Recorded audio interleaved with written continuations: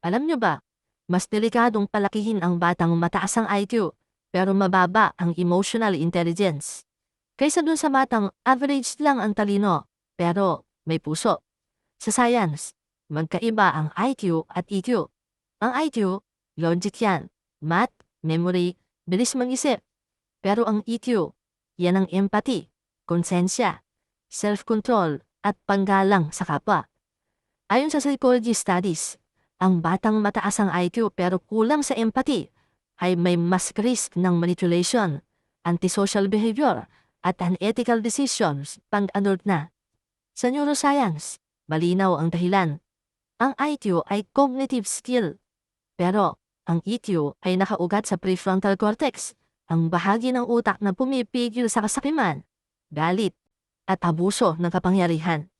Kapag hindi na-develop ang emotional regulation ng bata, kahit gaano pa siya katalino, mahina ang preno ng konsyensya. Ayon sa Harvard Long-Term Studies, ang executive function at empathy ang mas malakas na predictor ng ethical leadership at healthy relationships kaysa sa IQ scores lang. Kaya, maraming matalino sa mundo. Alam ang tama, alam ang batas, pero alam din ang loopholes.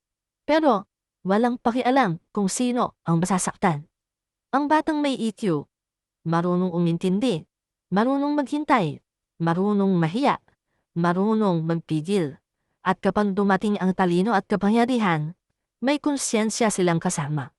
At tanda nito, kapag puro IQ ang hinasa mo at walang EQ, sa halip na magmanasakitan, mag-aaway ang mga anak mo pagkamatay mo. Matalino sila, alam nila ang batas, alam nila paano manalo, alam nila paano agawin ang mana.